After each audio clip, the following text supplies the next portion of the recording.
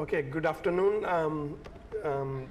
This is the title I was given probably by Rama. So I will try to stick as close as possible. So last few years we have been looking into this problem of high density crowded scenes where you have hundreds and thousands of objects. So these are the political rallies, religious festivals, marathons, and I have only one video of fish. And actually we haven't done any work on fish because we don't have funding. So if we get funding, then we can maybe show you the results on that. So I'm going to quickly talk about four things. I mean, try to talk about three. If I have time, I'll talk about four things also. So first thing, I'll talk about how to count people in a crowd. And then I'll talk about how to localize, put a bounding box on each person in the crowded scene. And then given the localization, we want to talk about how to track those people from frame to frame. And finally, if I have time, I'll talk about how to recognize different crowd behaviors. So let's get started. So counting people in a crowd, it's very important, and people need to know how many people showed up for the particular concert, political rallies, and so on.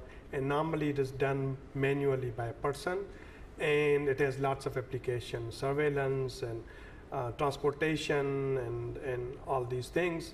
And so it'll be good to have automatic system. So what we have is that we are using fusion of multiple sources to solve this problem, because individual method will not work and causes us low resolution, severe occlusion, foreshortening, perspective, and so on. So given this image, can you guess how many people are there? No. We asked undergraduate student to annotate, and the ground truth is 634, and our program says 640, which is very good. It's very close. And there's another example, more than 2,000 people, and we can say 2,203, and this one like that. So this is pretty reasonable method. So how it works, we start with a head detection, because in the crowds it's very difficult to detect a whole human, and then we use a Fourier analysis. And then third piece is the interest point based count using a regression. And we do this on page based in an image, and then we put a Markov random field on the top of it to smooth it out, and we get a count. So so the human detection is not possible, so we are just detecting heads, and we use this DPM model, which works pretty well, and we get these features, the scale, the confidence, and so on. And so you get results like that. Some of these are pretty good, but some of them are pretty wrong. You get lots of these misclassification. So the second thing we do is look at the Fourier analysis, because that crowd is naturally repetitive, and there's a periodic occurrence of heads. So we take a page, we get a gradient and magnitude, and we do a Fourier transform, and we remove the high frequency and small magnitude pieces, pixels, and then we take the reconstruct. We reconstruct that, and that helps us to actually count. So these are the example here. This is the original page, this is a gradient, this is a reconstructed page, and we can count how many peaks are there. So these are the comparison with the ground truth. As you see, we are not doing that well, but the trend is good, because we are going to do regression, and that's fine. So these next thing we do is the simple page-based regression. So we compute features in each page, shift features, and we know the how many people are there from the ground truth. And also we do other thing is to detect crowds. If that page is a crowd, how confident we are it's a crowd or not crowd. And using that also we get something like this. So these are different pages, and these are the confidences each page has, whether it's a crowd or not. As you see, there's not much crowd here, so it's a low, but here's more crowd. And then these are the counts we get. So taking those, we can get results like that. This example, the ground truth is this much, and Fourier tells you this much, head tell you this much, and shift tell you this much. So here, shift actually works better. And in this example, actually the head count works better. And then in this example, we have the Fourier works better. So we need all these three sources of information to combine, and that's what we do. So here is the comparison that, as we were talking about, that vision people are actually doing the comparison and performance analysis. So these are the page-based error, and this is the whole image-based error. So Fourier will give you this much error, then we add the confidence, and we add the head detection, we add the shift, and we add MRF on the top of it.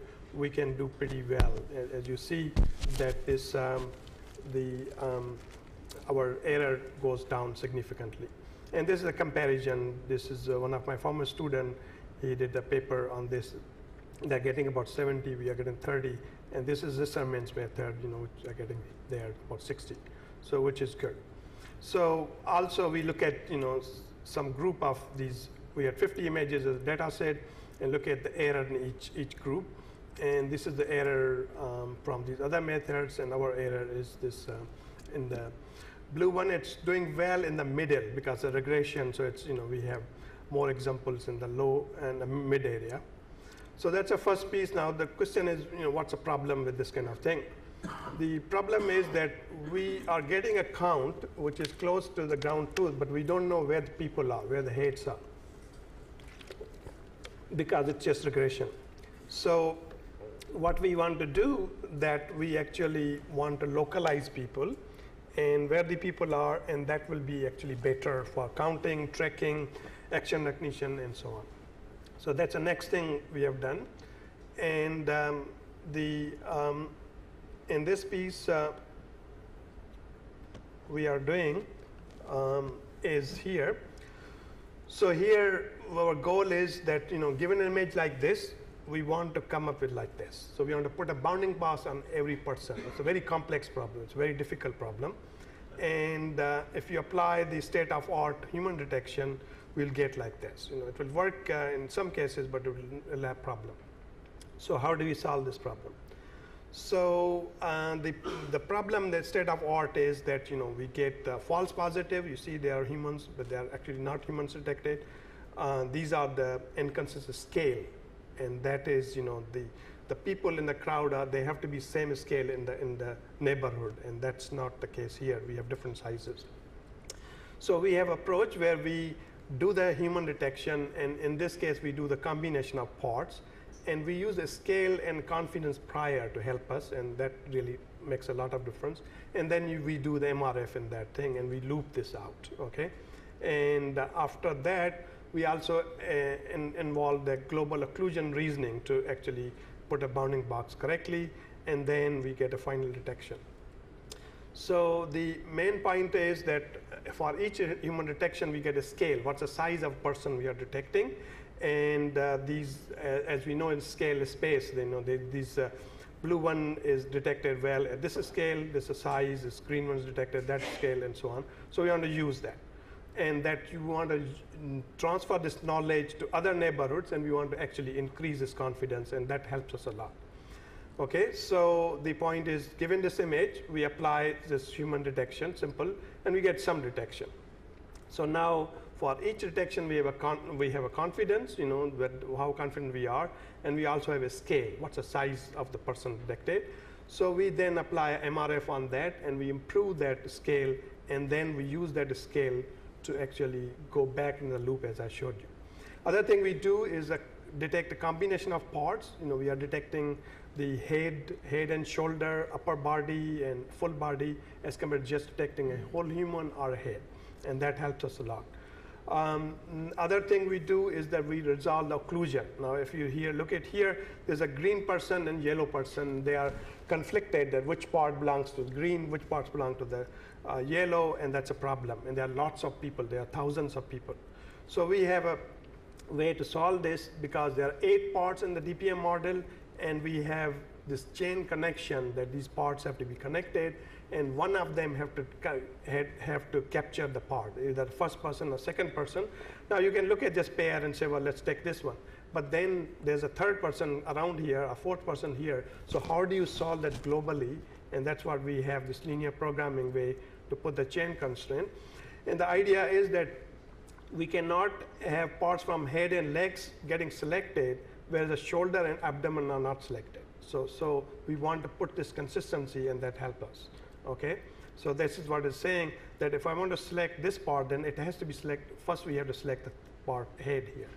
And we put these chain constraints for all the people, thousands of people in a big matrix, and use linear programming to solve that. And that helps us. So as you see from here, we can go now. We have a clean person, yellow, and we have an upper part of the green person. And there's another example, and we can get a nice detection.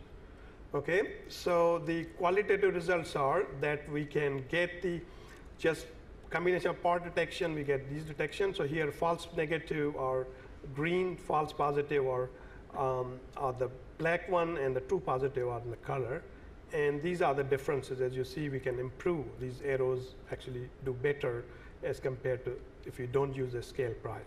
So that way, we can also get improvement from the global occlusion reasoning, and these are the arrows shown here. Then also we can get the improvement using combination of parts, and these are the arrows which I are showing. So now we compare this again. It's important to convince that, well, what all this is doing. So compare the state of art, and these are the results. So you can see if you use a simple part, HOG, LBP, and so on, this is the mean average precision. This is your ROC curve, precision recall, and we can improve a lot, up to 37, which is good. So I'll quickly show you these results. So the true positive are white, false positive are black, and false negative are green. As you will see, we have lots of true positive, which is it's very complex. Lots of people, and we can do quite good. So we are pretty happy about that.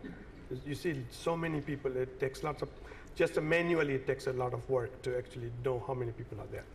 So that's a second piece. Now, once we have a detection, then we want to be able to track that person, and we want to track each and every person in the crowd.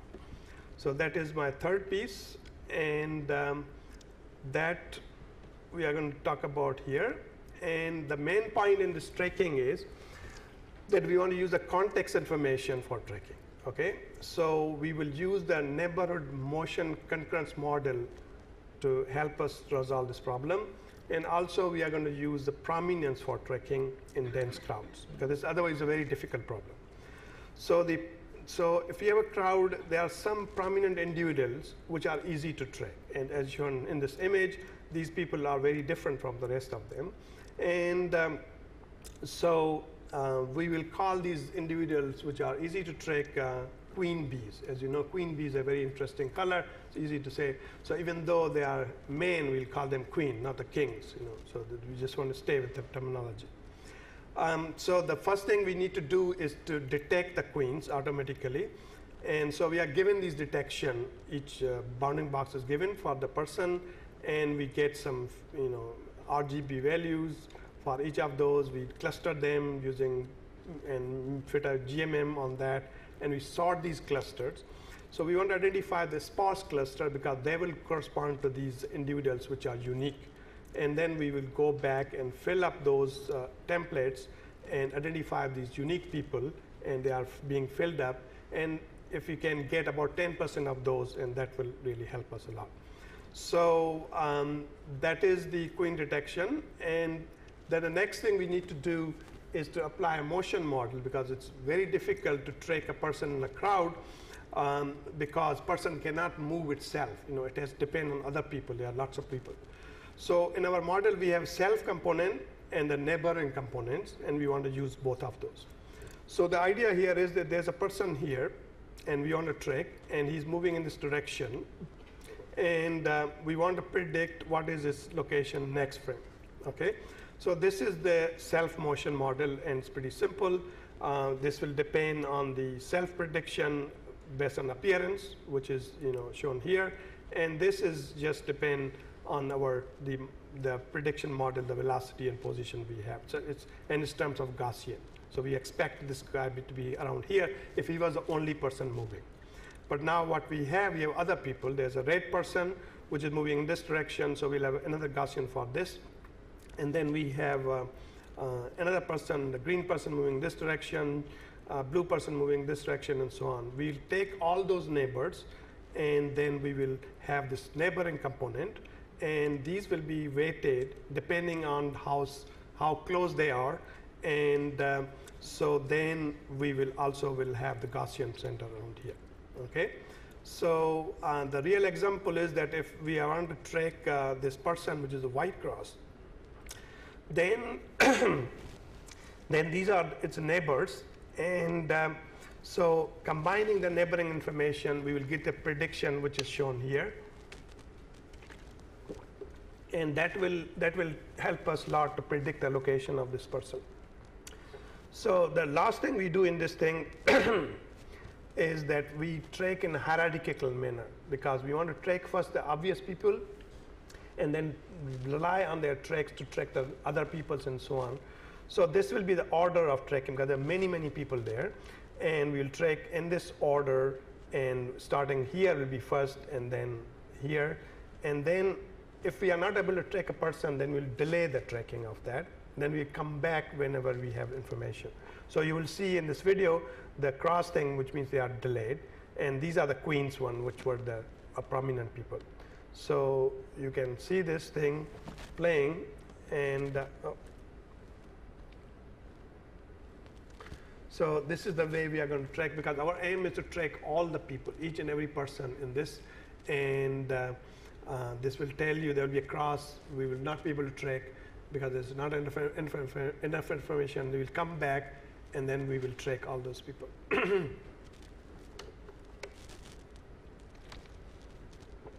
So we'll fill up all of them. So I'm going to move on.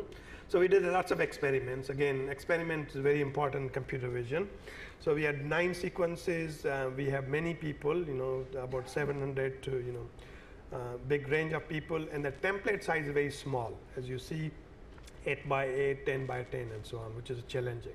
So these are the sequences, really crowds, lots of people. And so we have done these analysis on these. And so I'm going to show you results. What will happen if you use just normalized correlation, very simple model which you will use, and what will happen when you use the mean shift, which is another good tracking method. And this is our previous method, which uses floor fields, and this is our proposed method. So these are the x-axis shows you within how many pixels the ground truth we are able to track, and the y-axis tell you the accuracy. So as you see, the red curve is pretty good compared to the other ones. And sequence, another sequence, and another sequence. Here you see there are so many tracks here, and another sequence, and all these we are able to do. So we also look at what is each component contributing. So here we have, if you use just a template, just a correlation thing, and this is that when we use this neighborhood motion concurrence model, and this is when we use the queens. So it makes a difference. So let me show you some of these examples. So these are people in different places, and we are going to show their tracks. And then again, we have a ground truth for these, and we are comparing with the ground truth. So there's a lot of annotations. Students have to sit there and click on these points. But all of this data set we are provided on the website, and people are actually using it. And I think that's a good thing is happening in vision. So the next one who will write a paper can compare all those. So let me move on, and then compare these results with the Queen's model and the ground truth. So I'm going to show you here the ground truth is green, and the our previous method is in blue, and our new method is red. So you see they start together, but then the blue one is going to diverge, and the green and red one, they stay together. So there are many people in this kind of sequence. We'll show you several of these.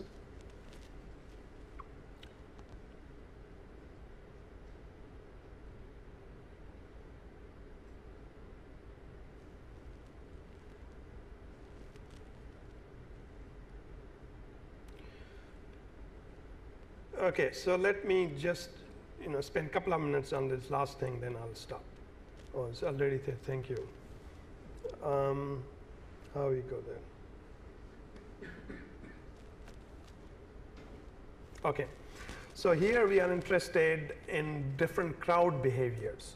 So this is a behavior called bottleneck, where lots of people going through a narrow passage, and this is the behavior which is opposite to that, which is called departure or fountainhead. And this is the behavior which is lane formation. Whenever there is a crowd, people start making lanes to get out of it quickly.